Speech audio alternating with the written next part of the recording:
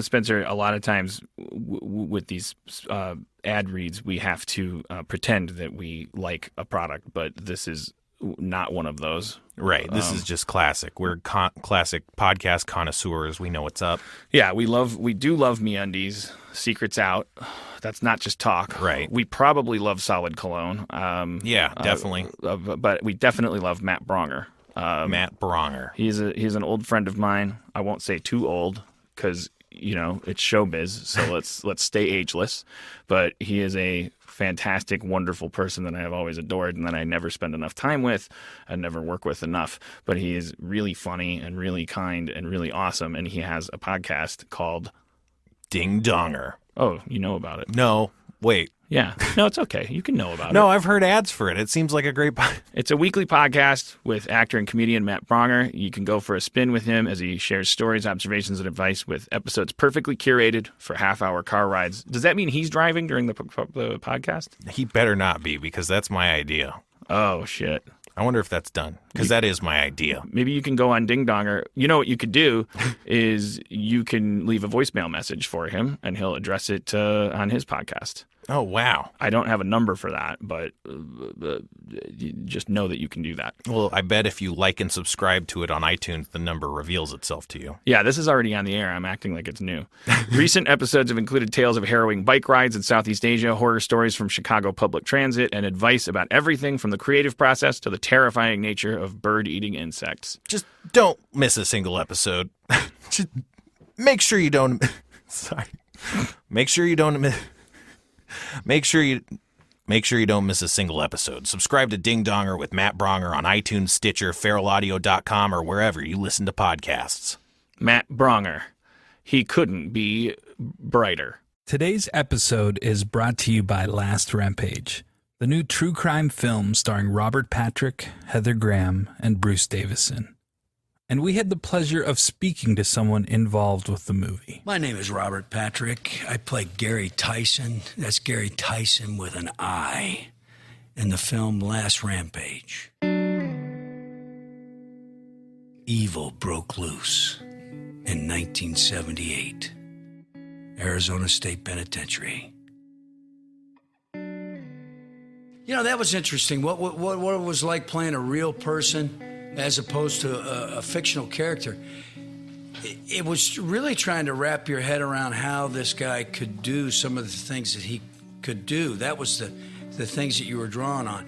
Of course, there was no way you're going to try to do an impersonation of a guy, nor was I going to try to, get as heavy as the guy. I didn't have enough time to really go that route. But I found him really, really interested in trying to live up to the charisma that he had. I fell in love with the folklore of the story, like the whole idea that he was a guy that was raised during the Great Depression. See, that from a historical point of view, those kind of stories resonate with me. That yearning for something better, trying to find it, have to steal to get it. How do you deal with that if you're a religious person? How do you run underneath that? How do you justify it? He had a double life sentence that he began to push his wife and his kids to say, God, I'm going to serve one term, and when I die, I'm going to serve another term in hell. I got to get out of this. And the length that he was willing to go to get his kids to help him get through this and get him out of prison was fascinating to me. Don't miss Last Rampage, the true story of the prison break of Gary Tyson. In theaters and available on iTunes and all on-demand platforms today. For more information, visit truecrimelive.com or follow the movie on Twitter at Last Rampage Film or on Facebook.com/Last Rampage Film.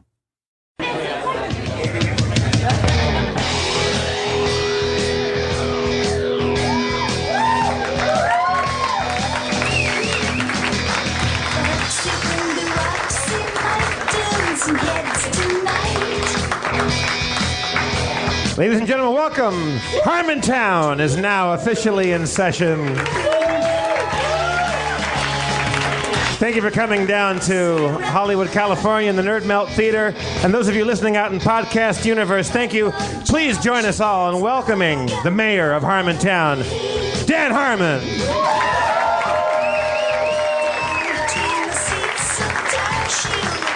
All right. Welcome.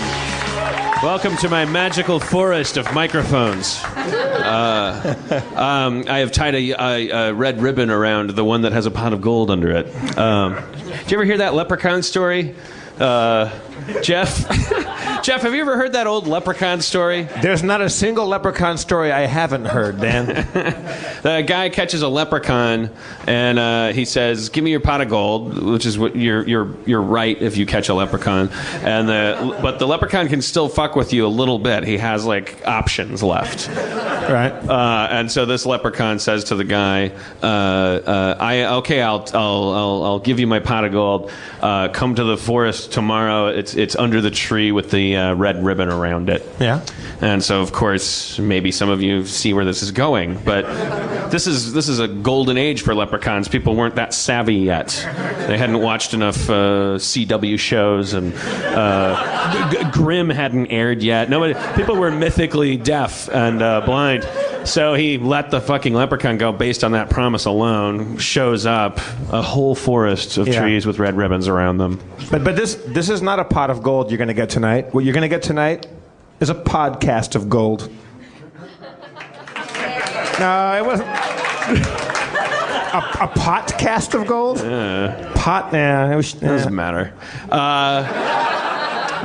Nothing matters. I'm in a good mood. I'm very excited. Sometimes I'm nervous when I come up. I go, what am I? I don't know. I feel, as I've said before, biorhythmically, I feel like, well, I'm not witty tonight. I have nothing to say. I'm tongue-tied. My frontal lobe is a little fatigued, perhaps from some intricate sex game I played. But I then sometimes I come up and I go, oh man, I'm really gonna slay people. I can't wait to get up. This is one of those nights it doesn't matter because we have Greg Proops coming up here. Greg Proops is here tonight, everyone. So who cares? It's really on him. Yeah, it's on him.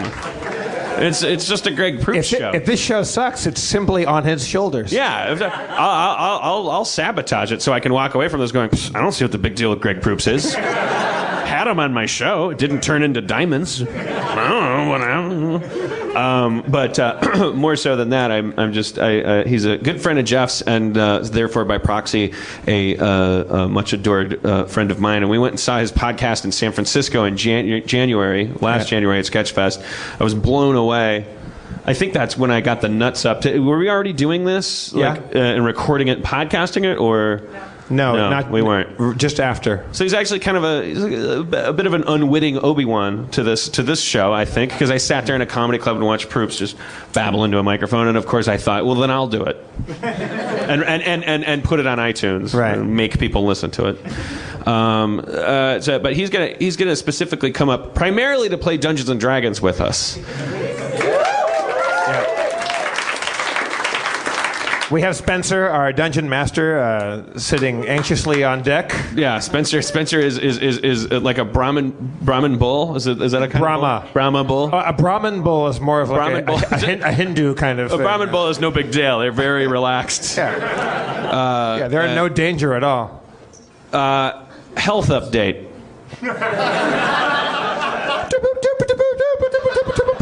Last week, I explained that I had been having these lightheaded spells, and I've been hot on the trail on how to figure out what's wrong with them. Vitamin D deficiency epiphanies, magnesium epiphanies, potassium epiphanies, and then I told the story of how Aaron gave me the anxiety epiphany at the San Diego Zoo. It's just anxiety. As soon as I knew that, everything was fine. But then that very night of the podcast, it was like, still, I'm having these lightheaded spells. I got to go back into the doctor, even though I got all this blood work. What's wrong with me? What is it?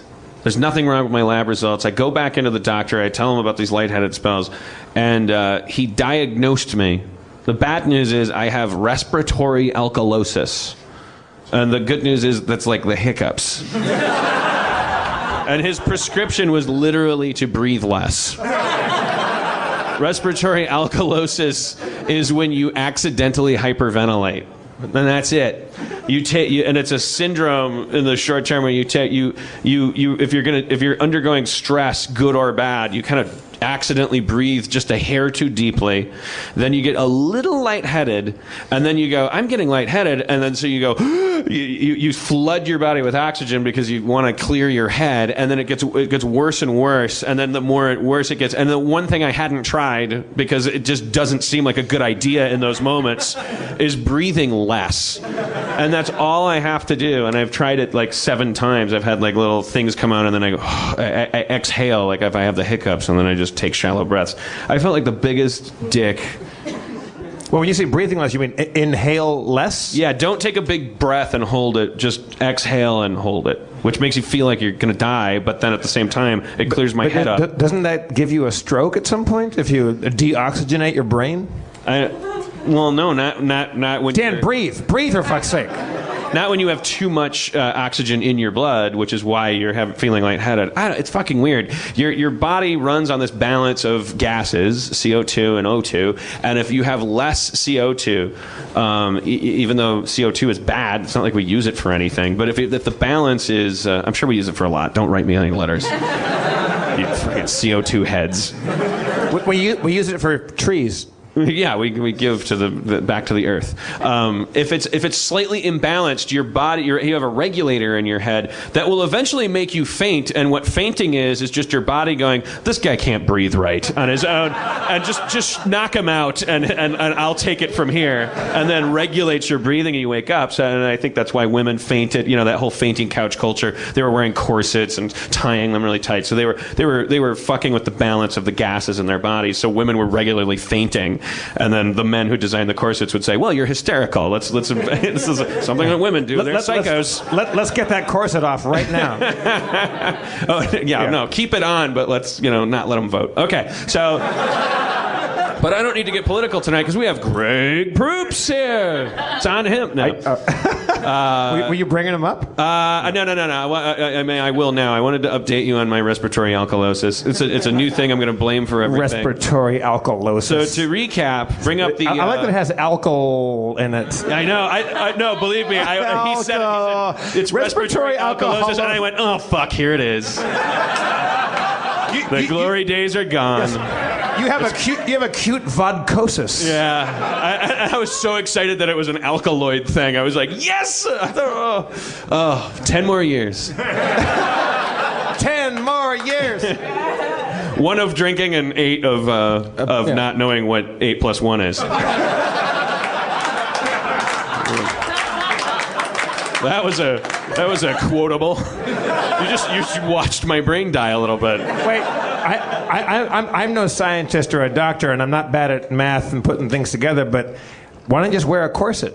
That's a good idea. Stick a corset on. Well, I don't know if the corset makes more CO2 or less CO2. I don't know why women were fainting. It makes it harder for you to inhale oxygen, so you're probably too much CO2, right? Yeah. So okay, I'm going to start wearing a corset. Not that you haven't lost a lot of weight, but still, it can only help. Two birds with one stone. I'll wear like a really tight Shatner girdle. Yeah, you look like Robert Mitchum, and I'll just have a hair trigger for challenging people to fights. It's like, what are you talking about? Get up here! I won't accept it. Just punch you out. You sir, have seen a sweat, and then I'll just make out with the nearest, most racially diverse woman in the audience to simulate her being green. Wait, you're only going to fight when you're on stage? Yeah, I don't know, man. I lost track of what I was saying. Let's try to. I don't want to get on a lot of tangents tonight. Is it because you hung out with Greg Proops right before the show?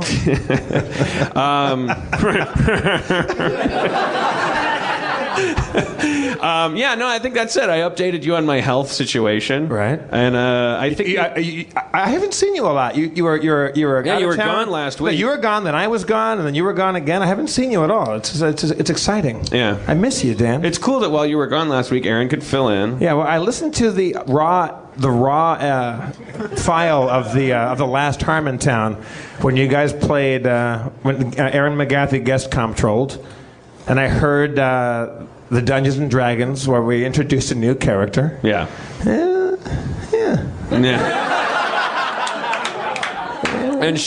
that character became was very vocal. It was very adamant, very proactive about becoming a permanent member of the adventuring party. Yeah, but I mean, part of it, a lot of it was kind of overtly begging to be a regular member of the campaign?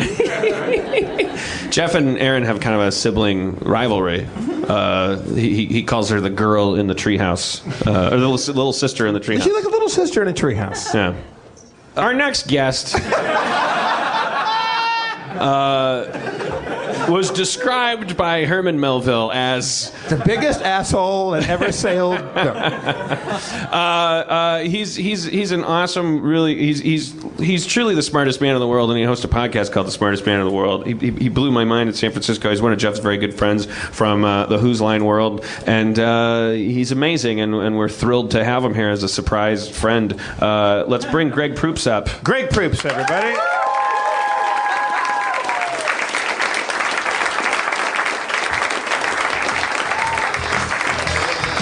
You can go there if you like. The vodka's there. Yeah. Greg Proops, yeah. You know, I've been sitting backstage listening to this, what is it, carbon dioxide you're talking about or whatever? What a load of shit, ladies and gentlemen. There's no global warming. I don't know what the fuck he's talking about. If you just breathe normally, penguins never die. See, I never read the paper or anything. It's good to have somebody up here who's informed. Yeah. What was it, oxygen and carbon dioxide, was it? Yeah. There's a delicate balance between them in your bloodstream. I feel weird standing in front and then staring back over my shoulder. I like that Greg Proops. Kelly McGillis on the Top Gun poster. Queen to Rook 4. The most dangerous game of all. You're not hunting a human, but human chess. The most dangerous game is when you're just loose on an island. The human chess is actually relatively safe. You could end up being like one of many pieces that lives to the end. Sorry. Greg Kitten. Yeah. Dan Kitten. Greg, would you rather sit? Well, no, I don't want Dan to be uncomfortable. He just said he didn't want to look behind him. Oh, sit here? There you go. All right, thank you. Is that what comptrolling is, moving chairs? I've always wondered. Shouldn't it be chomp trolling then? Thank you for that mild laughter. That's what... That jape actually warranted that small of a response. You were exactly right in your measured and fucking well thought out response. Greg, might I say that I appreciate you spending the last 10 minutes in the green room alone with the vodka, and then you came on stage and went headlong straight for the vodka again. My glass was almost empty when I got out here, and my entire life flashed before my eyes. Like a Guy Madden movie, perplexing. Like the edge of the pool is no longer, you just start to panic in the deep end. Yeah, exactly. Except the deep end consists of a deep level of lack of vodka. Exactly. It's like an ever-diminishing vanishing point full of vodka. We should have Spencer come up and start prepping his little table, right? I always make that mistake. We've had Spencer up here. Is Spencer here? Yeah. Oh, okay. There he is. All right. Spencer, everybody. Hi, Spencer. Spencer, of course, for those of you just joining in, Spencer is our 6'11" D&D dungeon master. How's your parents? They don't want me to live with them. I was just being a dick. Oh, we don't do that in Harmontown? I'm sorry. Oh, I'm sorry. I forgot this was a basket of cookie kind of place. I didn't realize it. I brought a basket of vitriol. That's so inappropriate. It's a safe place, but like Oscar the Grouch on Sesame Street, I mean, it's you're welcome within our. If you have vitriol, we're only going to make you feel good about having it. Okay, thank you. Because I felt uncomfortable just then, but now I feel better again. See, that's what we do. Next week you'll be farming potatoes with us, and I'll see you on the ice. So Greg has never played Dungeons and Dragons before, correct? Even though you No, but I will say this, and I hope I'm not stepping on any pointed shoes that curl over like that are made of green felt when I say this. I think dragons are a plague, and I'll go further. They have to be eradicated. And even if it requires going to a secret place, such as a cavern or perhaps an area on top of a mountain that they live in, I am willing to go through the series of questions that have to be asked and obstacles that have to be surmounted, and perhaps even groups of gremlins that are filled with animosity toward anyone who's heading toward the dragon. It sounds like I know you've never played before, but it sounds like you're going to do great. I don't play it professionally, but in my mind I've played it many times. The dragon is my agent, and the mountain is Wilshire Boulevard. It's pretty weird how I play it. Did you ever play Hot Lava when you were a kid or anything like that? Like just make believe on the playground? Yeah, Hot Lava was a goodie. We also what I love we actually played Ring Around the Rosie when I was little, and isn't that like a medieval? Yeah, that's from the plague. Right. I mean, why are we playing plague games? Did you have? Was it even a game? It's just a fruity dance that it just ends with everyone laying down, right? Well, that was the best part. Everyone would lay down. Oh yeah, ladies' man coming through. At 4. Greg, I wonder, would you like to share my popsicle? I could split it in half. Greg, even though you did not play Dungeons and Dragons, you did, if I'm not mistaken, wear like a cape or a top hat at some point. Didn't you have some kind of gothy affected clothes? Well, I don't know, gothy, douchey. I went to my junior prom and I carried a cane. That was 1976, ladies and gentlemen. That was fine. Thank you very much. Same hair, parted down the middle. Same hair, parted down the middle. Okay, thank you. That was probably... And no, I didn't get any. No? No, unsuccessful night at the junior prom. We went to Portland, and there's no segue. I wore a sky blue tux, if you're interested. Sky blue tux. Yeah, with a waistcoat. And you affected a cane as well. I carried a cane that had a lion head on it. And, right. The lion head was in order to keep pussy at bay. Beating them off with a stick, even though you weren't beating them off with a stick. I could have dipped that stick in ambergris and dollars and never got a girl to come near me. Doubloons. When did you find your sexuality? When did you become the rampant sexual mare stallion rather? So ambivalent and so passive aggressive what you just did. We don't have enough time to discuss the mare comment. Backhanded Davis. Yeah. I don't know, probably 15, I think. I had a girlfriend when I was 16. Is that too late in the game? That's young. Is it young? Yeah. All right. Yeah, thank you. That was Dan's girlfriend, Clown. It was. I'd like to point that out. It's an ally. You were starting a thought, and I rudely jumped back. I was starting a new thought, though. If we want, we could keep following the. Do you want to talk about when you lost your virginity? Oh no, not at all. Right. No. Not unless this is the Opie and Anthony show, in which case it's a de rigueur. We went to Portland. And Portland is a very liberal, progressive city. There's a lot of deconstruction of a lot of boundaries going on there. Things that you wouldn't even expect to need to be deconstructed. We went to a bar called the Green Dragon. Aaron went to the bathroom. Again, a place that I would avoid. Until the dragon is slain, I shall not be going through the portals of the Green Dragon. Sorry, Dan. She came back and a little traumatized and said that the bathrooms, instead of being men and women, were sitting and standing.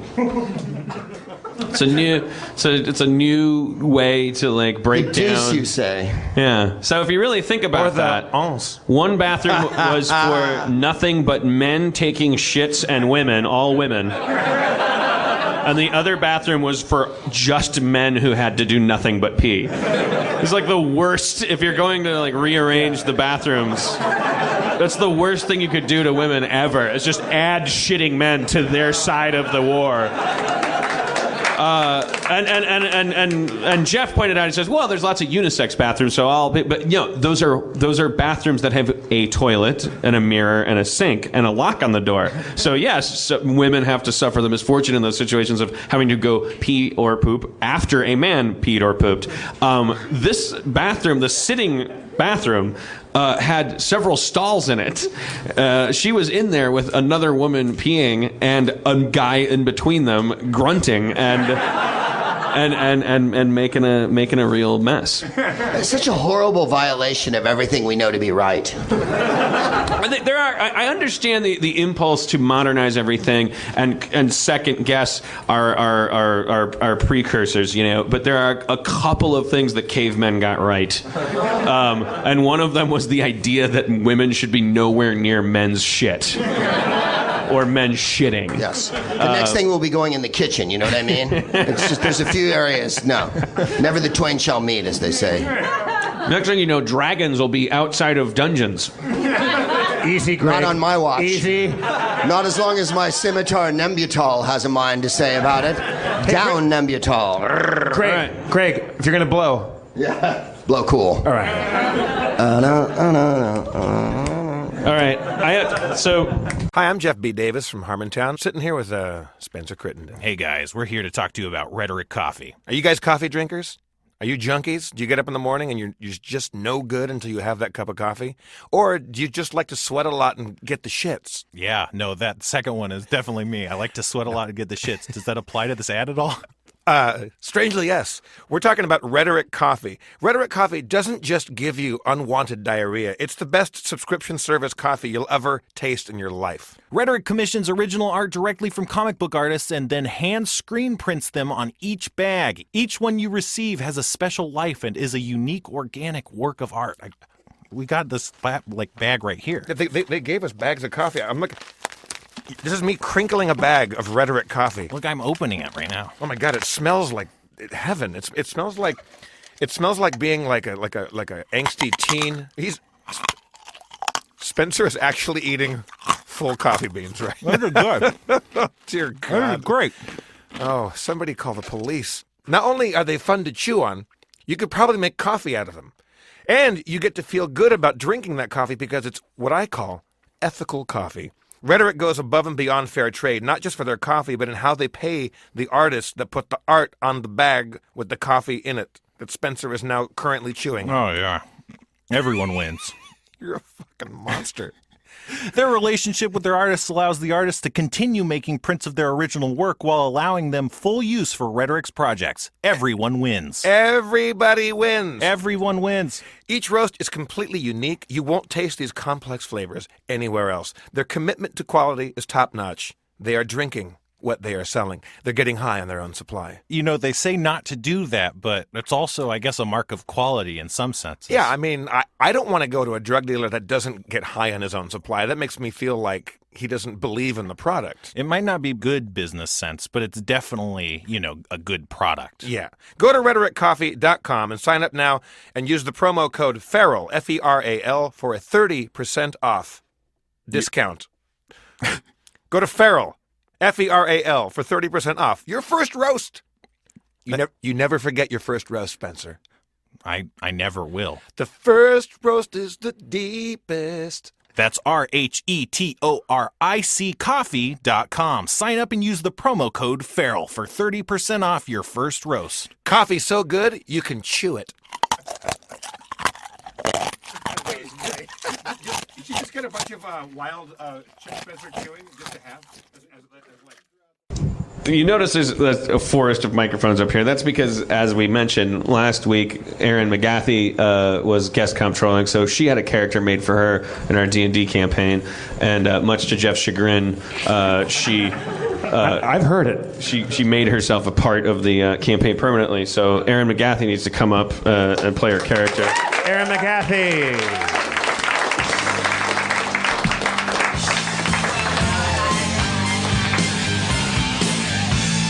And then we welcome back, in his selfless role as the puppeteer of the cosmos, Dungeon Master Spencer. Spencer, everybody. Who can forget? How's it going, you guys? Greg, I'm sorry about that neck kiss. I forced you into a neck kiss. I didn't even notice. I was just happy to see you again. You were the only person who applauded during one of the earlier things I said. This crowd is mounted against me like a fucking Romney rally. they're Harmonites. I mean, they have a xenophobic anything that's not Harmon. Oh, because I'm an Auslander? Yeah. But that doesn't mean they don't accept you. Just they're protective of me. They're scared you might go for my throat. I understand. I had a dog when I was a kid that bit a guy because he was throwing away newspapers and he was holding a wire and he was protecting my brother and we had to put it down. Oh, no. All right, let's move on. Did that story really end with the death of a beloved dog? Yeah, it did. Could you Fuck, tell you're the brave kids? like Disney. But then there were puppies. When we got home, there were puppies. Come on, Eddie. We bought a zoo. Beethoven, get off the couch. So you are never more than 5 minutes in the movie We Bought a Zoo from a character shrugging and saying, "We bought a zoo." I just want you to know that. And that is never a sign of a confidently written film. Imagine if you were watching Star Wars and every 5 minutes someone just went, "Star Wars." They never said it once. You know? Citizen Kane never went. No one ever went. You're a real Citizen Kane. You're fired, Citizen Kane. It's I don't know. But Dan, what compelled you to buy that movie? Because first of all, I've never heard of it. Second of all, what the fuck? We went through every fucking movie ever. We watched Savages with Travolta. Yeah. We watched Safe House. Safe House. Which one's Safe House? Well, it's everyone. Asked a and weird it's no D&D one. character. I don't know, man. I know we walked away from Portland $177 into bad Hollywood. Like they got us. The house won. You bought these or rented these? Well, I don't know. What do you call? What do you call it? Oh, at the hotel. Yeah. I got Yeah. you. All right. And I rented a lot of movies while Dan was sleeping. And he woke up to We Bought a Zoo. It's not about me. Dungeons and Dragons. We bought a zoo. We bought a zoo. Yeah, But a zoo of terrible that's movies. fine. It's fine that you bought a zoo. The problem is then you made a movie about it, and I'm watching it. You have my money. We bought a zoo. Dan was half asleep during the entire movie. It was just waking up in like a fever dream saying, "Bought a zoo?" and then back asleep. Say it one more time. Because they would do there was no conflict in the movie. They bought a zoo. If you mapped it on my story circle, 6 of the 8 points on the circle would say we bought a zoo. Wow. To be fair, in the middle of the film, the truth that they arrive at is that they bought a fucking zoo. To be fair, that movie was written using a story puddle. Halfway through, did they lose the zoo? No. Halfway through, they said we bought a zoo, which they bought on page 10. They fucking bought it, and then they just sat on it and ran it. Well, a tiger died. They kept contriving things. This is based on a true story about, guess what? They bought a fucking zoo and nothing happened. It's like based on a true story about going to the dry cleaner. So if you make that into a movie, you have to break it up with contrivances. It rains in the movie. It rains for days. It's not going to rain. That's what like they were sitting there like these writers are going like, what is the enemy of a zoo? What's the Mecha Godzilla to a zoo's Godzilla? Rain. I never go to the zoo when it rains. God damn it, Preskin, you're a genius. And then but okay, how do you get rid of rain? Wait a while. Sir, you wait. And then it stops raining after a while. God damn it, you're right. And that's what happens. It rains for a while, then it stops raining. Then there's a tree in the road. Then the people find out they can walk around the tree. I'm not exaggerating. And every time one of these contrived high points happens, they cue this like a weem away, like just this fucking shitty African like Paul Simon shit. Like that's just designed to don't worry, be happy. Your aorta just like goes in your chest like an invasive. African people just chanting things. Dan, who's the at bad random? guy? Who's the bad guy? You for watching it, like you're, and I'm not kidding, like because the movie keeps jabbing you in the ribs and going, why aren't you crying, you Scrooge? Why aren't you crying like everyone in the movie? They bought a zoo, you dick. No one comes in and goes like, nice place for a zoo.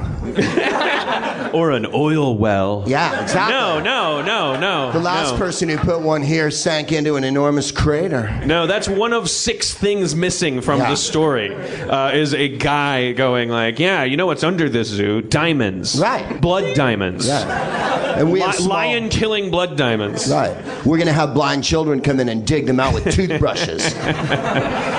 But the lions will eat them. That's the point. But I thought you wanted the diamonds. I'm high. You're the bad guy and you're high? Yes. I didn't buy a zoo. Oh, honey, I just woke up. We didn't buy a zoo. No, you did. You bought a zoo. I just woke up a 3rd time. It's like Inception. Zoo. We bought a dream zoo. The zoo conspiracy. And the zoos. The lion was the architect. It was the lion's dream the whole time. You're in the zoo. Yeah. We bought a zoo. They shrug and they say we bought a zoo 1,000,000 times. All right, so we've gone on. I don't want to get off on any tangents tonight.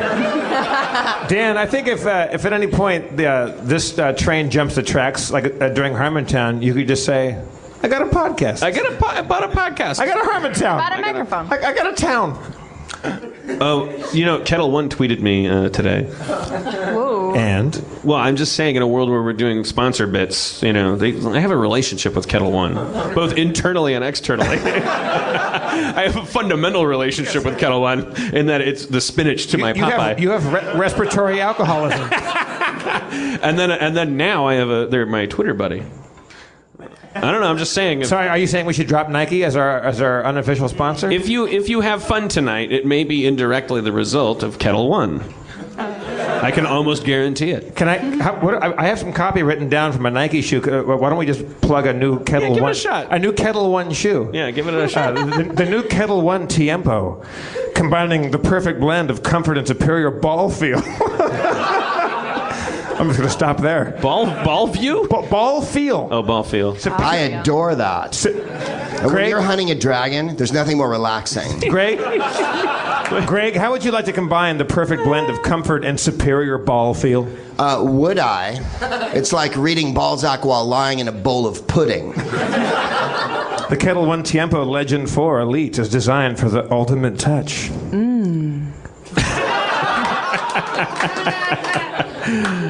I heard that. You can't make a shoe and say ball feel. Spencer, distribute the character sheets. Can you pass this down to Jeff? Spencer is now This one distributing goes to our Dan. Dungeons and This is Dragons that point in character sheets. each episode that all you ladies look forward to. It's our. What the fuck is this? It's. Who's Jeff? I'm Cork. That's Jeff. Pass it all to Jeff. Yeah, pass those ones to Jeff. Okay. And, You don't have one yet. I'll give you one. Oh, he's going to give you one. Yeah. Thank you, Spencer. You have to be woven into the tapestry of our fate. Okay. Many thanks to you, weary traveler, and I hope that upon the path we travel, good fortune will find you. Holy shit, we got to get this guy in the game. No shit. Are you sure? Prithee. Are you sure you haven't played this before? Are you a I- ringer? Not professionally. I quit right before it went pro. Are you going to produce a lion-headed cane from your coat? It is to be fervently wished. All right, McGathy, what was your character's name? I only know it's like one of the most forgettable, slippery. Dear sir, I am Mulrain Sedana. Haha, adventure. Moraine Sedata? Oh. Kipadata. Quite all right. Mulrain Sedana. Mulrain. Okay. But I be whatever you'd like, for I am half elf, half human, and all pleasure. Wow. All right. Spencer? All right, so when we last met, you had found Mulrain trying to find or when you were looking at the sign, you decided that you should kill this Ember Mauler that's been wreaking havoc on the town. Oh, right. I saw a sign in the tavern that was like a lion creature. That's been killing cats and dogs and people and stuff? Right. Yeah, it's been killing some things and burning some crops and causing some havoc. So you were in the tavern making sure that... Are we in Calabasas? Where are we right now? the city of Thornvale. To be sure. Not that fell place. I made an oath I would never return there. But Craig, Didn't you used to do comedy there? You played. Yeah, I played the Palace. There's 2 times in your career you play Thornbear. Once on the way up and once on the way down. It is so nice to be back. Holy shit! He doesn't even have his character sheet yet. In the field,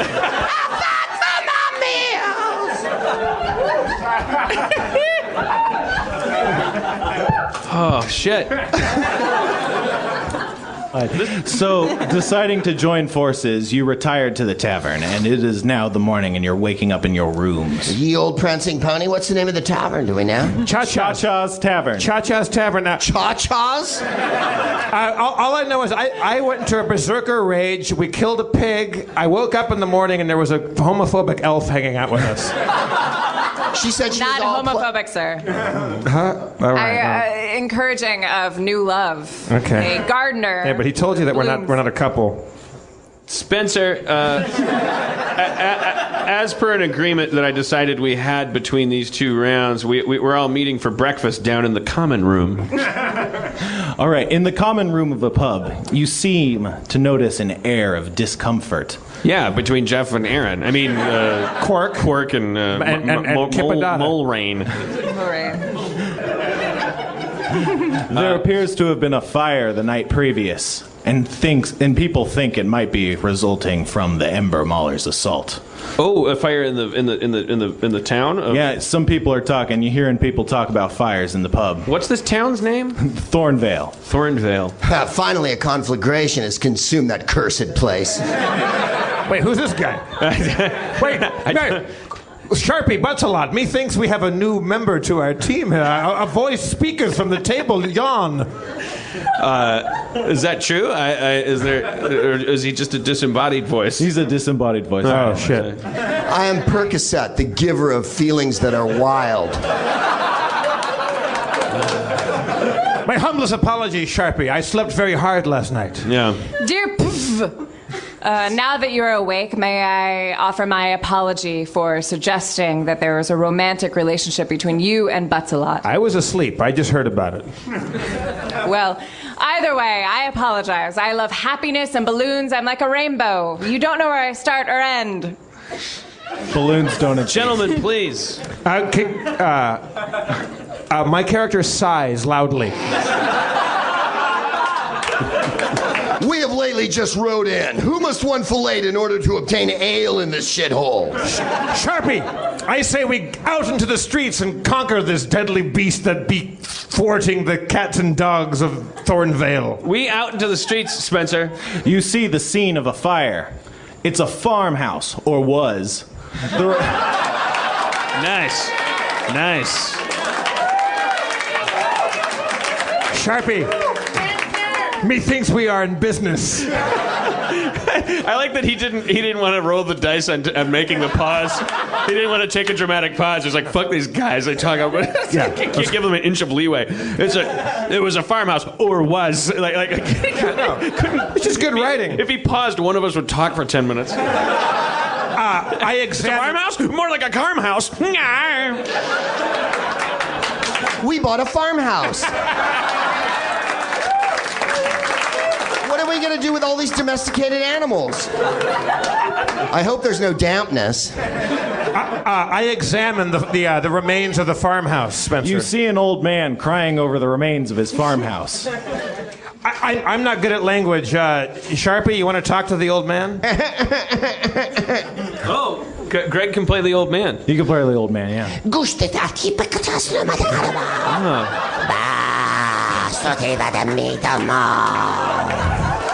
The old man appears to be of a non-human race. Non-human? Bisto. I checked my inventory for lozenges. Elderly gentleman, I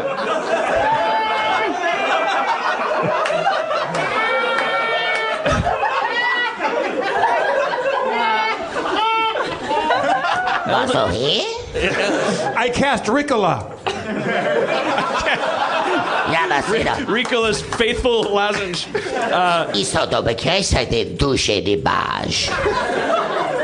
Elder One, I don't know this Andy Kaufman-esque tongue of which you speak. I only want to express my sympathy for the loss of your home and inquire as to how it became so destroyeth. Mi baldo. Pisato toba. The mecomorph? Spencer, what were they Ember called? Mauler? What were they called? What? The people who set fire to the goddamn village. Ember Mauler, yeah. Ember malls? Yeah. El ember mall. The ember mall de Bosto. The ember mall de Hando. The ember mall de Rindo. Jeff, Quark, I understand one word this guy's saying, and it's the same word on the poster in the tavern, this Ember Mauler. Ember mall. For ember mall. Old man. It's like Tony Shalhoub in Quick Change. Tony Shalhoub, you know him? I love him in Quick Change movie. Old man. Older dwarf homosexual. Aye, aye. Ah, full of pleasure. As always, I like a good fight when I can find one. Did you see which way this beast went? Passo, cantado, pesto di dragone. He said, pass the dragon. Spencer, We have to pass a dragon to get to the thing? You can pass or you can do what the fuck you like. He's holding a baguette. Let's take his baguette. and he has a penguin on his head. Wait a minute. Spencer, what is any of what we're saying true? Yeah, he motions to the west and points in a direction. Penjo. Well, His are you Pencho the West. guys ready to head west? Get this Ember Mauler? Mulrain, being a ranger, can track the beast if she can successfully do that. Haha, of course I can successfully do that. I'll go pack up our bags and our treasure that we got last night, and we'll away. Pardon. He wants a tip. He wants a tip. It's customary to tip people after asking them about their Here's breakdown 4 house. I give the old man 4 coppers. I give the old man a bag of dirt. And I give him a promise that his children will walk upon the rainbows. Mi scusa. Io risolto 2 friends e douchebag. I'm sorry. Hey, as we walked down the road, I whispered to Sharpie, was that guy Jewish, Italian, French? I think that character was a real Eurail pass. I am doing Christophe Lambert in Highlander. He can hear us. He can hear us. Run! My hearing is acute. Run! I am not acute. My hearing is acute. I am also Chico Marx. This way, friends. Adventure. We head west. By the way, I thought Mulrain was a dude. Mulrain's a dude, yeah. I am a dude. Did I say she? My Yeah, bad. yeah. Sorry, guys. Quite Sorry, all right. audience. So attractive. Sometimes I appear to be a woman because I'm so beautiful. Spencer, how are we traveling? By foot? On horse? How are we going? You're walking on foot. Mulrain's leading the path, bending over and looking at all sorts of signs and symbols of possible animal This way. passing. Regard my asshole. You come upon the remains of a burned field. The path seems to stop. No one walk on this field. It's burned. Stop. Well, that means the Mulrain must have been here. The Ember Mauler. Ember Mauler. Mulrain is our... That's Ember Mall. Oh my God, he followed us. He's like a homeless guy in Koreatown. Shoo! 4 coppers, you cheap son of a bitch. Oh man. Wait, Spencer, I pick up a stick. I throw the stick back toward the town. All right, I'm going. But don't say I didn't warn you. Now he's from Puerto Rico? What the hell is going on? I am John Lithgow in Buckaroo Banzai. He left sandwiches. All right, we're in a burnt field. All right. I investigate the field. After the old man leaves, you turn around to investigate the field and notice that a white horse has been trotting into view. But no normal white horse was this, for it was a unicorn. Holy shit. Do you know how rare these things are? Achoo! The unicorn bends down and touches its horn to what looks like a charred, dead rabbit. You see a blinding flash of light and a healthy rabbit Boing, boing, boing. and bounces into the underbrush. That's not there because it's a burnt field. Wait, it brought the rabbit back to life? It seemed to bring the rabbit back to life. Sharpie! Neil Sedaka! That Harvey Keitel! Mulrain Muldoon? Mulrain Saldana? Yeah. Yes? That horse just touched a dead rabbit and it came back to life. That's no horse, Quark. It's no horse. That's what he said. It's a unicorn. All right. It's a unicorn. It's a horse It's with a unicorn. one horn. It's a unicorn. I am Tylenol with codeine. And a warm sense of well-being should imbue your body with my very presence. See the rabbit, I have brought it back to life. What be your name? Tylenol with codeine. Oh. I thought you just said you were high on codeine. No, I'm Tylenol with codeine. I'm the good kind of Tylenol, not the disappointing kind. Dear unicorn, why this rabbit and not the entire field? I am selective. I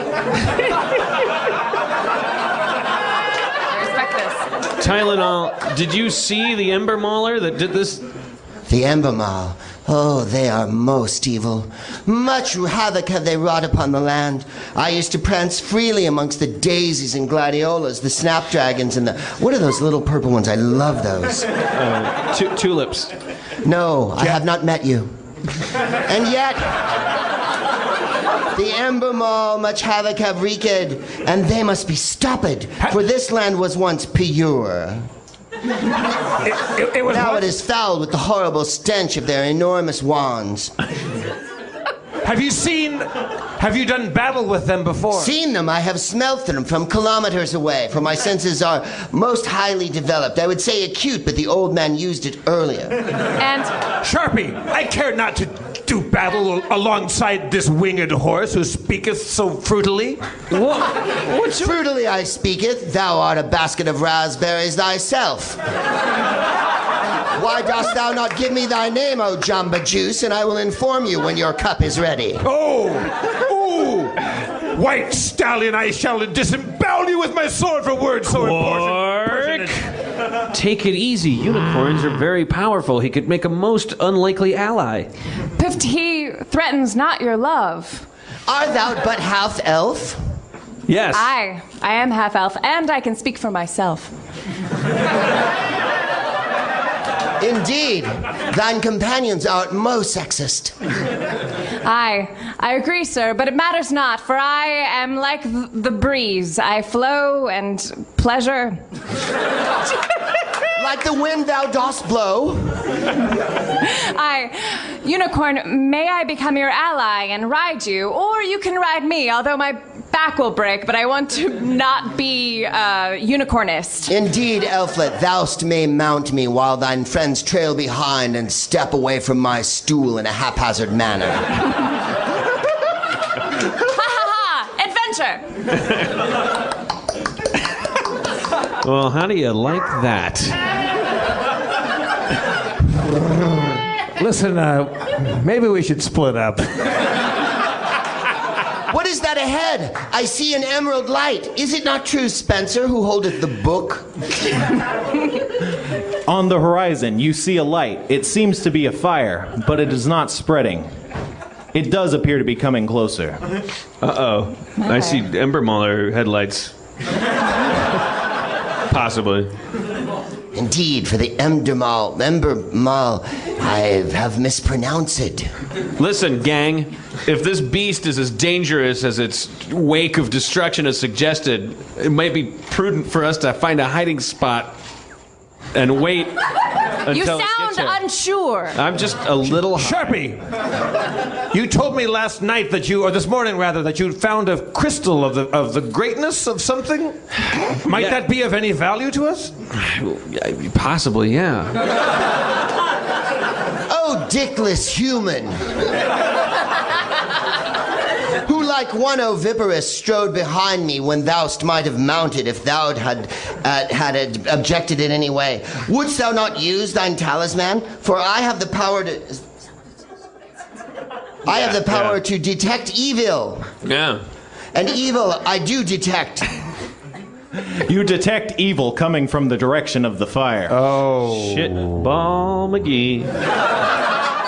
Dost thou wish to bone out, or dost thou wish to grow a pair?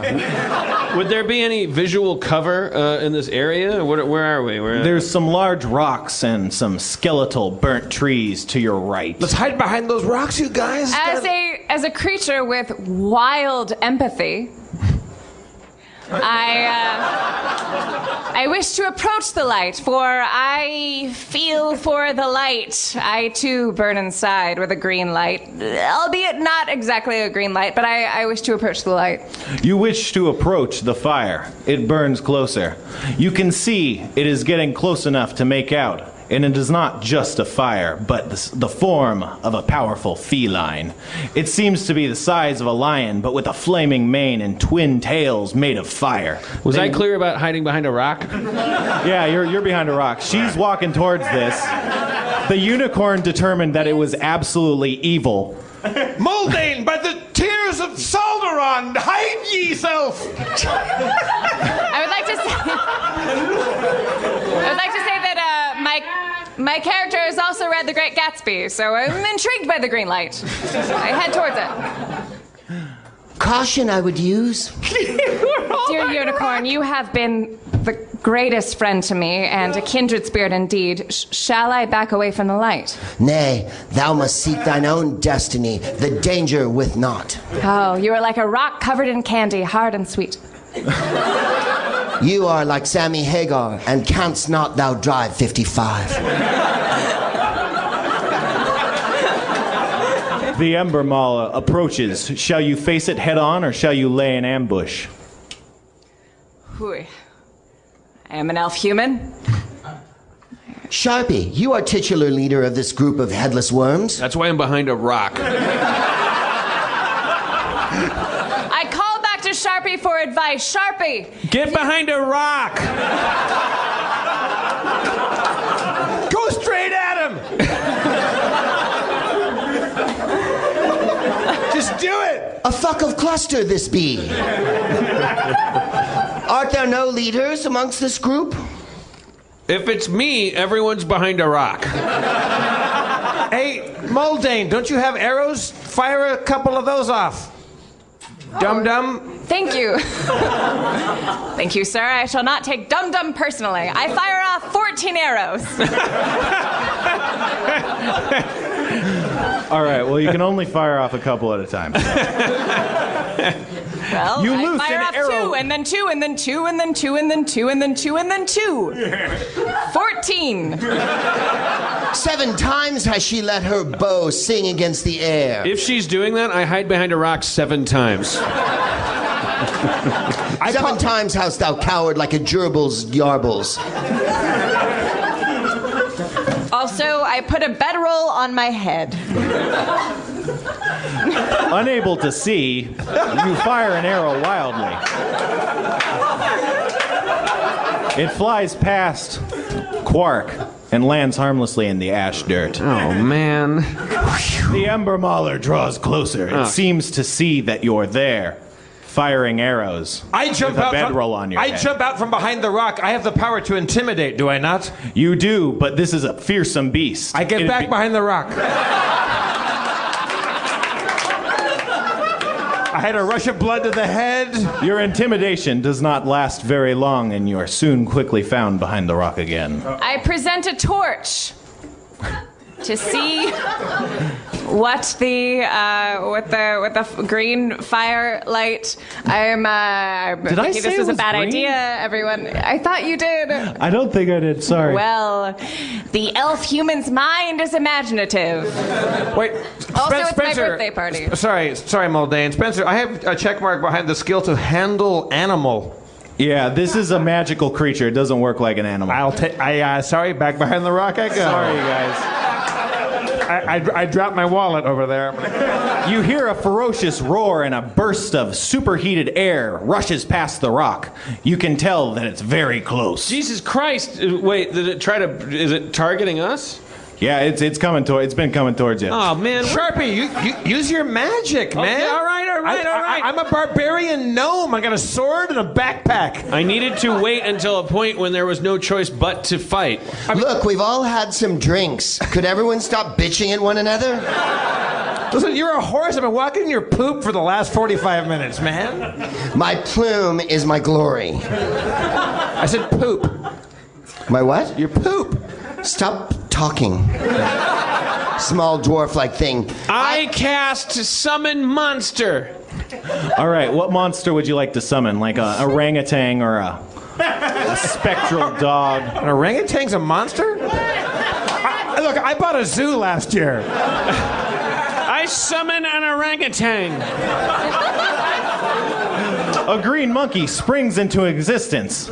It charges out from around the rock and engages. You said green, right? Or did Yeah, I that- imagine that? No, it wasn't green. Where are you getting this from? Let me get this straight. An orangutan charges around the rock.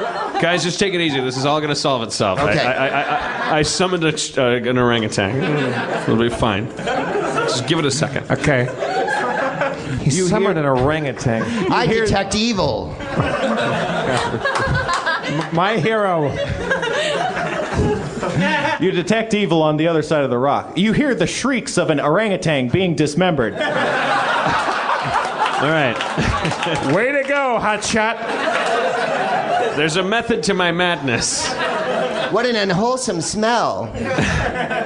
Like bananas on burning petrol. May I summon a magical beast? No, you don't have spells. Why don't we utilize this unicorn that's been following us around the whole time? I have a spell that I might cast. I will make a magic circle against evil. You create a magic circle around yourself. The Ember Mauler. I will use urine and whirl my member in a helicopter-like motion in an anachronistic movement that has not hitherto yet been seen. Now, no evil may enter this circle of urine, and I apologize for the dampness. Here is a sponge with my likeness upon it that you may purchase for a very small fee. I don't know if good can enter this circle either. It's a bunch of horse pee. Unicorn. It's like being at a Gallagher show. All right, so we're surrounded by a arc of urine. The urine steams on the ground. The Ember Mauler waltzes across towards you, but it seems stopped by this circle in the ground. He is most gay, and yet he stands frozen. Ah, see, I told you, unicorns keep always have one. The Ember Mauler whips its fiery tail, and an arc of fire shoots past the barrier, right towards Sharpie. Sweet fucking Maria. Ooh. Can I do anything? I throw my backpack. You throwing your backpack, it catches flames and intercepts the attack. Oh, thank you. Oh, it intercepts it. Yeah, it does. This time. All right. Only had one backpack. Your backpack burns and its contents are subsumed by fire. Fine. How formidable this backpack was. All right, Ray of Frost. You cast Ray of Frost. A blinding blue light streams from your fingers directly into the face of the Ember Mauler. As a cold spell, it does extra damage. Ooh. I wonder. I follow up the attack with a berserker rage with my sword. The cold damage does 2 damage. The spell does 2 damage to the Ember Mauler. It recoils in pain. Yeah. I follow up the attack by congratulating Sharpie, for I care for him the most. As the congratulations unfurl, Quark unsheathes his blade and charges across the barrier of urine at the Ember Mauler. He slices a mighty blow and hits it right in the flank. He feels the heat off the Ember Mauler's hide, but he can tell that it's been wounded. Yeah. It takes how much damage? 7 damage. How much damage do I take? You take 2 damage because of the fire on your hands. You're not wearing gloves or any protective equipment. I have the power to cure light wounds. Oh, is that inappropriate at this juncture? No, you can. Would you like to cure those light wounds? Whose wounds are we curing? Quark, the gnome. Although we have had our disagreements in the past, for he is short and barbaric, and I am lithe, white, and desirable. I live in a basket of green flowers and promises of butterscotch dawns, and he comes from a place of dark green gangrenous swords that are pulled from hideous scabbards. Hey, my hands are burning over here, man. I will lay my healing powers upon him so that he may know the power of the unicorn.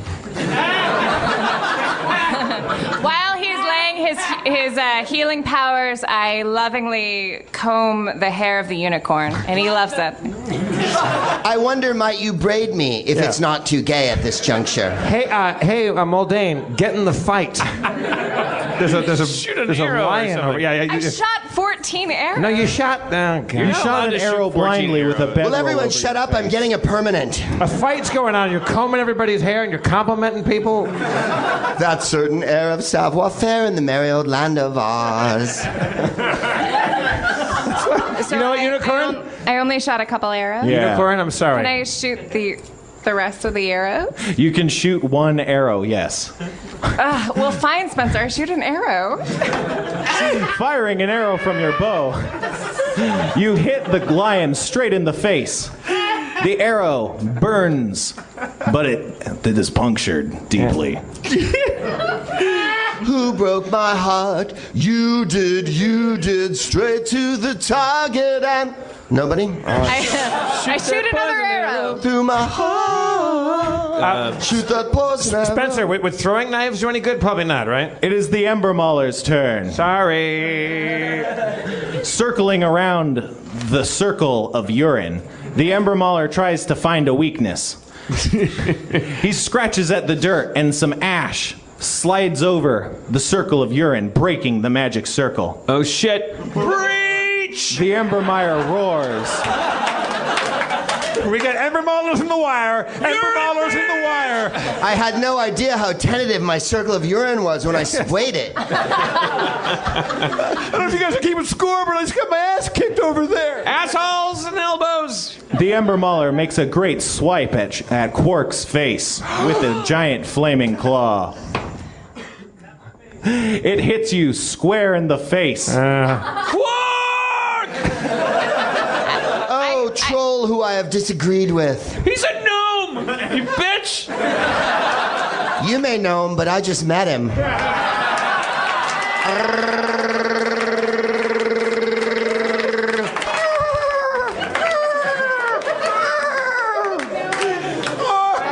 This unicorn's killing. Oh my God! I'm gonna die over here. I know it. Take it easy, man. Take it easy. I have the power to cure moderate wounds. Your face I will sit upon and let my magic juices flow. Oh God!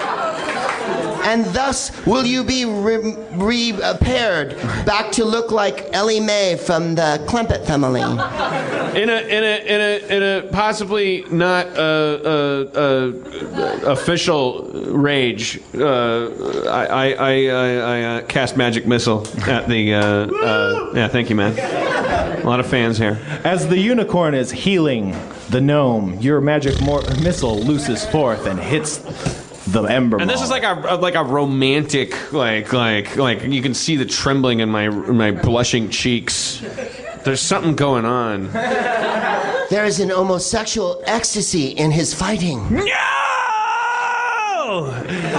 The missile is bright red with rage. Yeah. And yet the sperm count is so low. I'm dying over here, you guys. I am sitting on your face as fast as I can. The missile strikes the Ember Mauler for 4 damage. Oh, all right. Sweet. In later levels, I'll be much more powerful. I use my whip. All right. Pulling the whip from your back pocket. Front It's an pocket. actual back pocket. Okay. What? I don't know what's happening, you guys. I'm trying to DM. I don't know. Well, does she have a whip? Yeah, she has a whip. She's got a whip. Two. She has two magical... She's also got like 5 backpacks. For all you people who actually care about Dungeons and Dragons, Qual's feather token is a magic item that can turn into a magical whip. Ha-ha! And your mom is calling right now. It's time for dinner. Mom! I'm with my friends! I don't Bring care the what Hot Pockets down here! All right, you can have them down here once, but you've got to keep it more quiet. I make eye contact with Quark, making sure that things are cool between us. Quark's eyes are blocked by the ass of a large unicorn. My white flanks will issue their healing serum upon your visage. Can you not feel the... I'll tell you what, Tylenol. If I had a nickel. You would have 5 cents. Note to self, never have moderate wounds. Note to self, always do Johnny Carson. I gotta say, I'm feeling pretty good down here. Of course. What issues from me can only make one feel better. I am Tylenol with Codeine. Hey guys, I got a unicorn's ass on my head right now, but did you guys kill that Ember Maw yet? Not yet. It has like 30 hit points, clearly. Keep using plosives. It feels awesome. Tylenol with codeine. Be there any magic in your horn? I beg pardon? In my own world I was for but a moment. What is it, Elflet? I was hoping that you had magic in your horn. Indeed, Perhaps- my horn is spoken of in many lands, and thou dost quake at the very thought of my horn filling one. You know what? While I'm hearing... As he says that, Spencer, I look at my sheet and I'd like to do handle animal again. I am not an animal. I am a being from beyond your imagination, whose power cannot contain your paltry fucking thoughts. Oh, Gnome. Yeah, I just rolled the dice and he rolled better than you, so you didn't handle him successfully. There's a fucking monster. What is this, Dick Cavett? What The Ember Mauler pounces on Mulrain Sedana. No! Wait, who pounced on The me? Ember Mauler. Oh, It's been here for a while. help! Guys, let's just wait him out. Good idea, Gnome. Oh, guys, come on. I have a piercing horn, now that you have mentioned it, oh, Elflet. Seeth here upon this piece of paper handed to me by yon magician, I may attack with my horn, and I bid you all good day. Though I may die against the Elfamore, what's he called? The Ember Mauler. Him too. Both of them will tax my bravery to the utmost, and yet I bid you adieu. Oh, Gnome, my flanks say much thanks to you. Oh, Sharpie, the courage I hope you may find within, and Elflet, I leave my heart with you. Indeed, literally, here it is. It's in a small baggie made of Ziploc. And now I will heartily fuck off and pierce this Endermaul with my horn. As the Ember Maul is pouncing on Mulrain Sedana. Someone in the front row is yawning copiously right now. I just want you to know that my monologue was like fucking... The unicorn plunges its horn deep within the flank of the Ember Mauler. Zorch!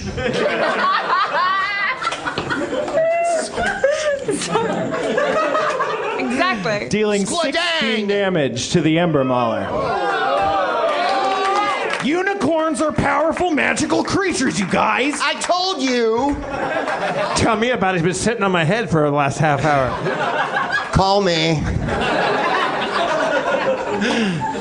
The Ember Mauler wobbles a bit and then falls over. Flaming blood spews out of its side and sprays I cast you. magic missile on it to claim credit for the kill. Before it hits the ground, your magic missile strikes true. You successfully take credit for the kill.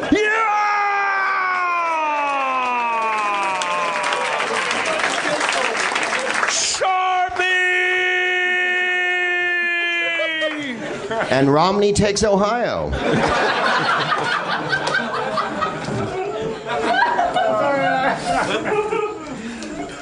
Well, Quark, I live on.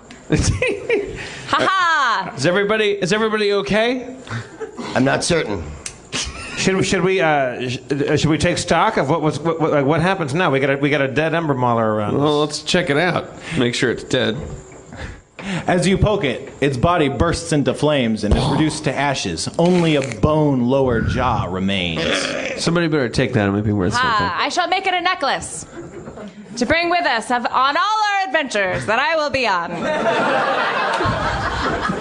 I remain. Well, there was a reward for this posted at the tavern back in Cockville. Cha-Cha Lounge. At the Cha-Cha... Am I dead? No, you're still alive. Oh. Unless you want to be Fucking dead. A. No, Unicorn. Only your career has died. I must leave you after this episode, unlike the elflet who will stay until time is immeasurable.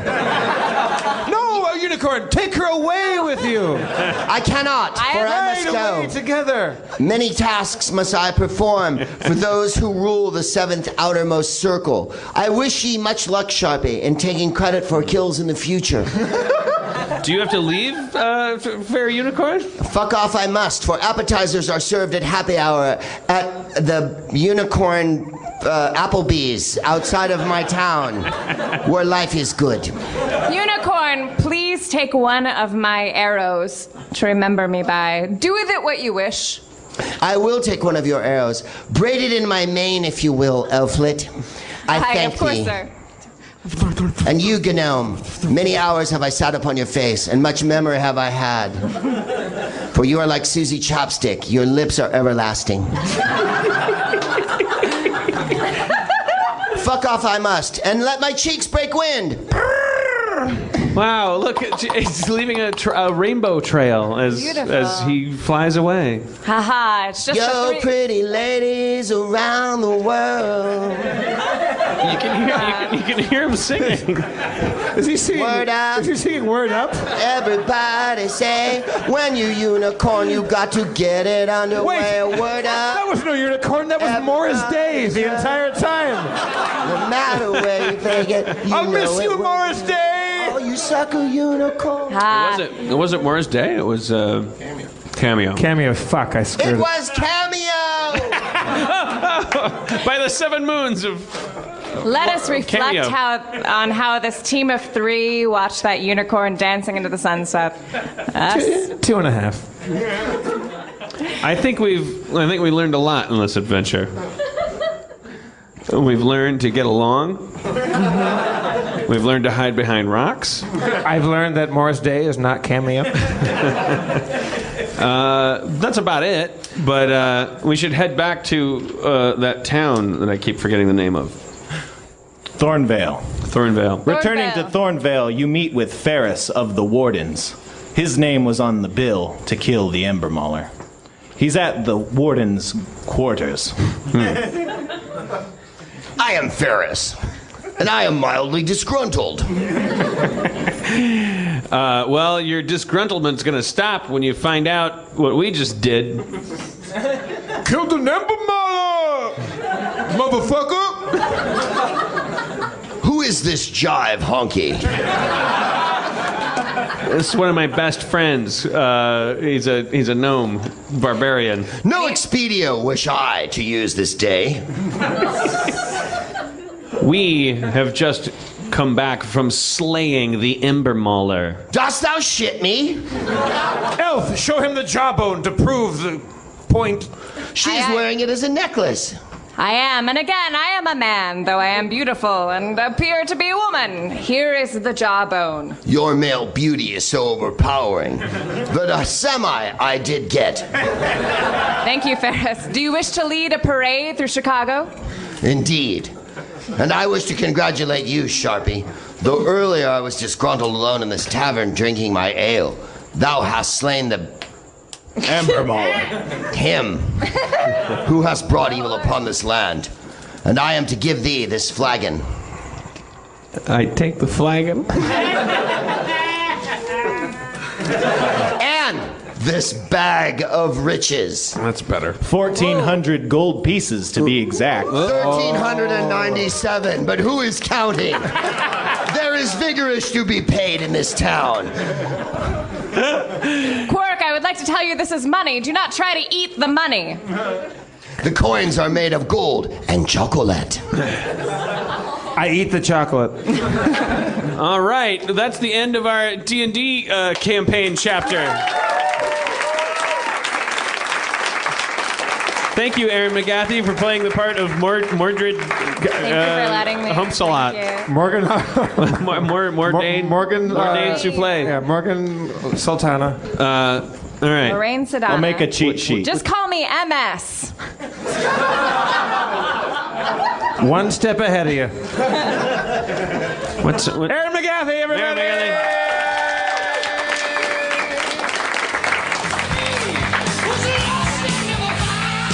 And Spencer, everybody, our dungeon master, of course. Yeah, Come on. What a hero.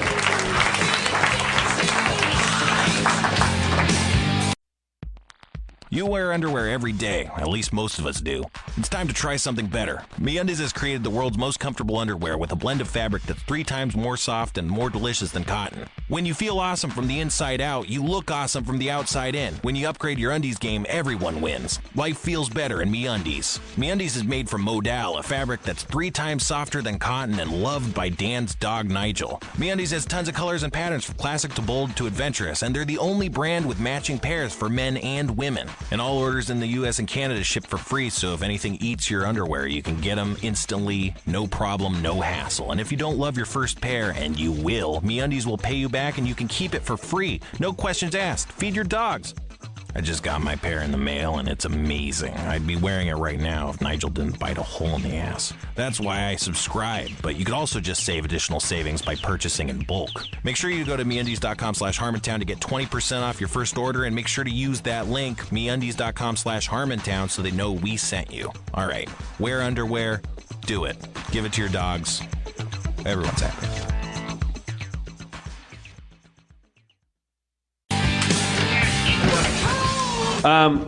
So, how about that Romney? Wow. He's all different than the other candidate. Greg, I met Greg for drinks before the show, and I said, "Is there anything you want to talk about?" He said, "Just no politics." Not because he's not a political person, quite the contrary, because he's you must be like he has a podcast of his own, and so he's either exhausted from the previous one at this time of year or gearing up for another screed. Greg, if you could, like a la Dungeons and Dragons, create a presidential candidate, like a mystical character, what would your presidential candidate be? First, his power would be fudge. Because no one doesn't like fudge. Secondly, he would raise the dark cloud that has been visited upon this land and replace it with one of menthol so that we could all breathe freely. Thirdly, those who are in want would suddenly have the succor that they need and would be able to drink from a cornucopia of delicious peach-scented beverages that would provide all the nutrients they needed. And lastly, healthcare. That's separate from succor. Oh, no, succor is delicious, but it's not healthcare. Universal succor we will all receive. And also wouldn't that be great if a candidate promised universal succor? He just dodged the issue then. Everyone wanted to talk about healthcare, but he's like, no, succor. Yeah. That you get. And he just kind of threaded that needle in one. Succor is fine. And so, like, I'm not saying we should socialize medicine. I'm saying we should socialize succor. Yeah. So you're promising fudge, succor, and the pursuit of happiness. I think the pursuit of happiness is misleading because no one really knows. There's no consensus on happiness. Like, some people are happy when they're shooting people in the face. Exactly. If you're a Republican, if there's a bunch of ugly people in a room screaming and shit, you're like, fuck, this is awesome. And then if you're not, you're like, fuck, this is scary. So that's where I come down. This crowd, of course, has been living on D&D and comic books, so they don't know what I'm talking about. There's an election this year. That's where politics gets really complicated, though, is the basic fact that as primates, we all just want each other to like each other. And so sometimes it's very easy to just say, hey, whatever makes you happy.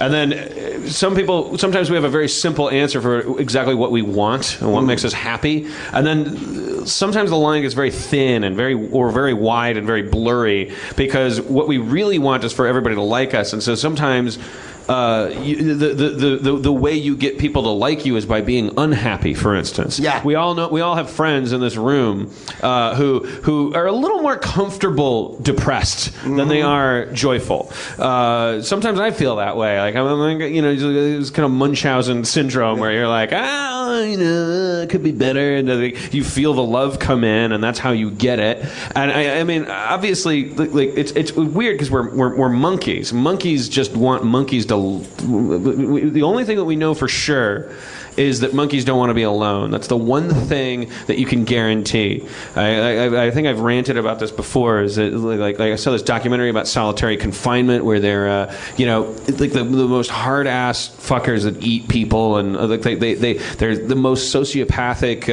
amoral, dysfunctional people. But you put them in solitary confinement, and they immediately act exactly the same way that your dad would act in solitary confinement, or anybody, or Mr. Rogers or Captain Kangaroo. They all act equally tortured and insane, because being cut off from all other people is the only thing the only common denominator there is. None of us can handle it. There's all the different things that can go wrong with the human brain. There's no balloon animal you can twist in your skull that makes a human being get into being alone.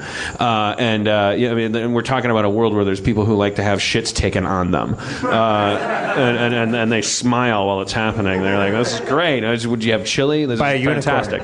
But those people, along with everybody else, if you shut them off from society, if you send them off into the woods and say that they're dead to you, they will suffer the same pain as Jeffrey Dahmer and Bill Clinton and Mr. Rogers and anybody. And while that's the only I think, can we start with that and go, okay, if that's the case, then we have something to go on here. We have like a Close Encounters, beep, boop, boop, boop, boop, like that we can build a language off of. That's our Tatanka, is the idea. Hey, well, you guy with the feathers coming out of your thing, and you pierced your cheek, and you don't speak the same language as me, and you have a completely different language, and like we all agree, like you hate it when you're alone, right? Yeah, I hate it when I'm alone too. Like, what's the scariest thing in the world? Your mom saying peekaboo but never coming back. Yeah, that's what everybody's afraid of. It's like mom covers her face and then her face disappears. And the first laugh you get is she goes peekaboo and she's back, and so you laugh. But like, God damn it! Well, what was my point? Mitt Romney should probably be president. Yeah, they probably you should because like you said, like there are people in the world who are going to be in a room full of like horrible, disgusting, nasty people shouting, "Cut off his head," and money's better, and drill baby drill, and they're going to be happy in that room. If you could hook them up to a polygraph and say, "Are you happy?" and I think that they'd pass it. Yeah. They'd go like, "Yeah, I'm feeling good tonight." But like, there's got to be a way to. I got nothing. I don't know. There's got to be a way to take them through that all the way into, yeah, but then there's no people. Then you're alone. Wouldn't that make you sad? And then they would fail that polygraph test. They wouldn't go, yeah, I'm having a good time here in an island by myself. Because that's the peak of capitalism too. Like that's what you do. Your house gets bigger, your yard gets bigger, the barbed wire gets taller. The richer you are, the more allowed you are to just go up to Xanadu and just hang out and not talk to anybody. And be alone. Yeah, and those people go fucking nuts.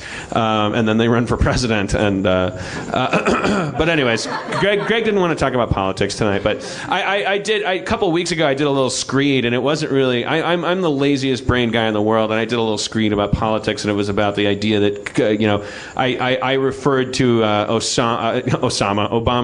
I did the same thing. We'll edit it out. Wow. Their names are similar. There's one letter. I referred to the choice between Obama and Romney as the choice between Diet Pepsi and piss. Neither of them is water. Neither of them is what you need. But I ended that rant by on a base that might make some of these 25-year-olds think that I was like a libertarian or something, which is not. I not that either. That's not it. I'm just a big, fat, lazy, tired, sad, cynical fucker. And every 4 years I go and I pull the lever for the Democratic candidate just because I don't want to be part of anything bad that happens. But I resent the fact that that's why I'm pulling a lever, and I resent the implication that that's an act of revolution, because it's not. And nothing's ever going to change as long as we keep being convinced that that revolution happens behind a curtain booth. That's a scam in itself that we're buying. I think that things need to change a little more. I read that Al Gore is like getting into he's actually coming out and saying, fuck the Electoral College. We have to change it completely, right? We have to drop it. 12 years after the fact, but yes, he is. If he'd said it in 2000, it might have been a different matter. We're taking it with a grain of salt, Al Gore. But he also likes massages quite a lot, is my understanding. Yeah, poor guy. That's the curse. I remember the teachers in my school that all the students liked were always the ones that ended up getting in trouble for like hanky smoking dope with him. Yeah. That's always the big problem. The brush-cutted guy, the economics teacher and gym coach, like he never colored outside the lines. No, he was always the language arts teacher who smoked pot with the girls who got in trouble later. But he would put your head through a window. Like he would go nuts. He would have a nervous breakdown. And he didn't call you by your last name the whole time either. Fascism. Sometimes it's the simpler choice. Fascism, the simpler choice. Stop thinking about it. Join us. It's easy to march. It's hard to walk to your own beat. We've had a rash of not knowing how to end the shows the last couple of shows. Is this one of those? Sure. Well, if you're asking if I know how to end the show, the answer you're is talking yes. to the wrong person, man. Yeah, you've never seen one. You don't know how does it usually end? I'm loquacious within garrulous, so I don't know how to end a fucking show. Start talking more. We could probably do a yeah. Well, I can't talk. I'm not gonna get him started on politics, but I would be happy to end with a patented proof screed. Gee, that's terrific. Just do one. No do pressure one there. about crackers. You like crackers? Here's a new segment called Greg Proops is on the spot. The thing about crackers is, I mean, there's the stone wheat thins, but like after the first bite, you're like, this could really use some peanut butter or some like butter or whatnot. Because stone wheat thins are a bit like pretzels. The first bite and you're like, I don't think I'm going to be able to breathe again. There's kind of a windpipe blockage thing. I like Ritz, and I like the little ones as well. I do like the European ones, but when you go to Whole Foods and there's like a $17 one and it's got like a cheese flavor, those are always weak and they fail under the fucking topping. He really did a screen about crackers. He did it. Oh, you asked me to fucking jump in. It's not my fault the crowd's going to stare at me like a fucking oil painting. Well, I think they were mesmerized. Greg. Mesmerized or disappointed. Don't do that thing where you try to force the ending with the applause. We've been through this. I was going to say. I can tell the difference. They did. They tried to end it. Greg, Dan, let's just keep throwing him at him until he breaks. Oh, no. Crickets.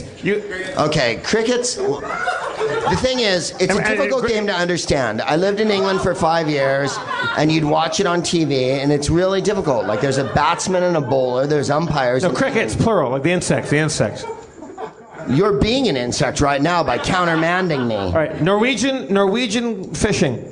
I don't know the first thing about Norwegian fishing, but I do know this.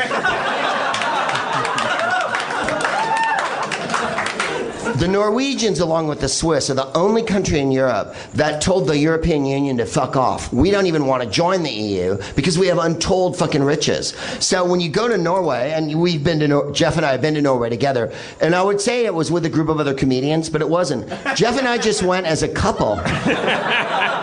One weekend we were like, let's fucking go to Norway. And so Jeff wore red felt and I wore blue. And we went to Stavanger, Norway, which is a beautiful place. Oh, the fjords. Oh, the fjord.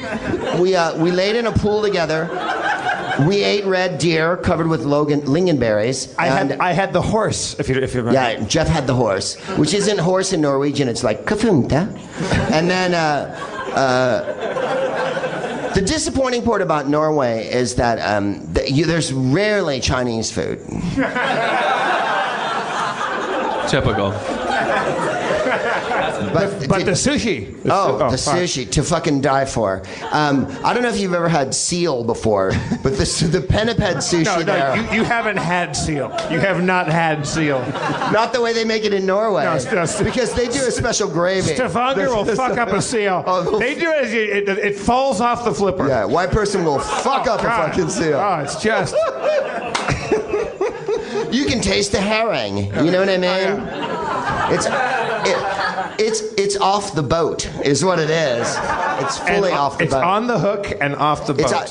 What's Jeff's favorite show? Deep sea fishing. What's your favorite fucking? Deep Balls. Deadliest Deep Catch. Balls 9.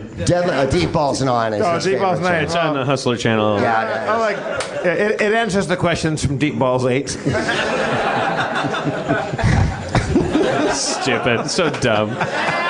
I like Star Trek: The Next Penetration. Does that take us to a level that we're like an 8th grade level? You want to play 185 to close? What's that? With accents? No, nothing. It was a comedy sports reference. Greg and I traveled the world doing low-level short-form improv, but highly successful. And when we were in Norway, fireworks. Greg, we have the two of you. We've learned from previous podcasts that I'm a great beatboxer, and we have the two of you who are professional musical improvisers. I could lay down a beat. You could get a topic. You could do a little rap. It won't be the first time you close the show that way. We'll say goodnight. Yeah, let's get out of here. Kick the beat. And then you'll get the suggestion over the beat like that. Okay. Sure. Go on, G. Greg. You are an excellent beatboxer. Yeah. Harmontown. In the house. Yo, Nerd Melt. Yo, Greg, what should we get for a suggestion? Jeff, it's all about freestyle. Why all don't you get it? All right.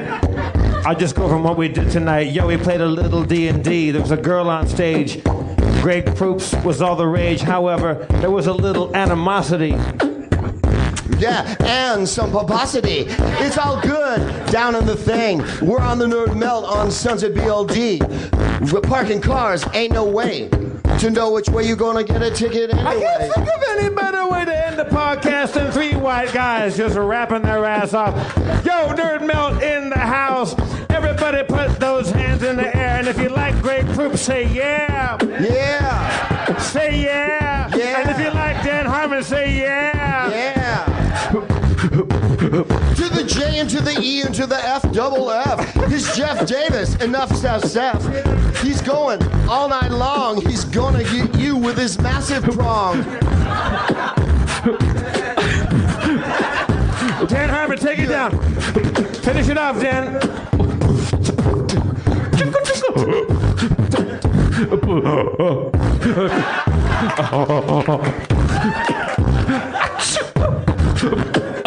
Yeah, motherfuckers. Thank you, Harmontown.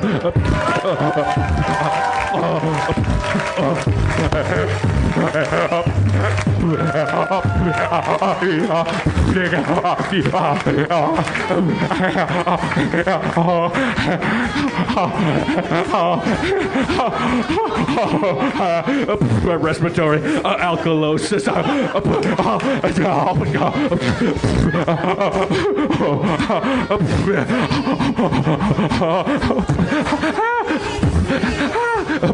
We want to thank Katie Levine, our audio recording, Zach McKeever, tech, Emily Gordon, producer, Daniel Kramer, program director, Justin Marshall, podcast producer, Mo Fathlebab, our director, Jenny Fine, our artist. I'm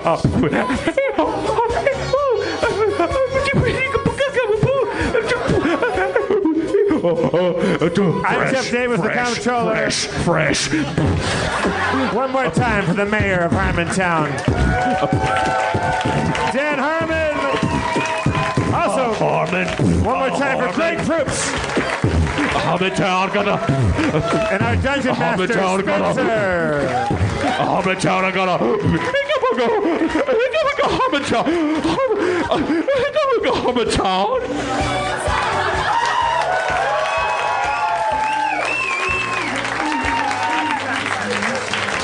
Thank you for coming, everybody here at Nerd Melt, listening on Podcast Land. You guys are fantastic.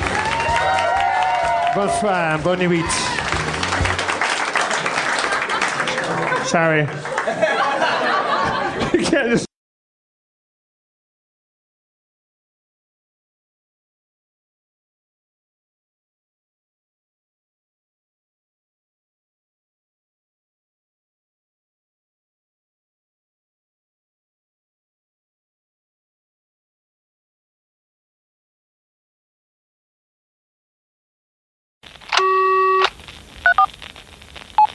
I can't believe how cold it is. It's so cold in here. Don't you think you can turn it off? Look at me now. You think so? I think it's so rude. You're so cold. As a branch of the United States government.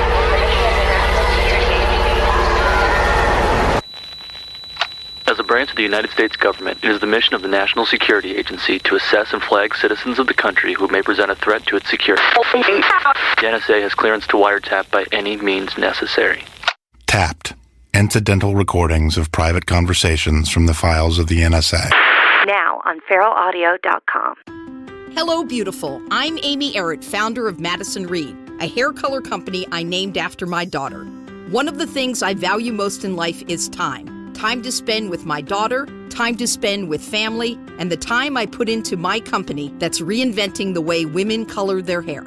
The busiest, most successful women I know use Madison Reed, the amazing hair color hack. In under an hour and for less than $25, Madison Reed delivers gorgeous, shiny, multi-dimensional, healthy-looking hair with an ammonia-free formula. You'll look like you just came from a salon, but the reality is you have more me time to do what you love. Things get busy. Let us take care of you and your hair. Find your perfect shade at madison-reed.com and get 10% off plus free shipping on your first color kit. Use code NEW. That's code NEW. Try it. Love it. That's the beauty of Madison Reed.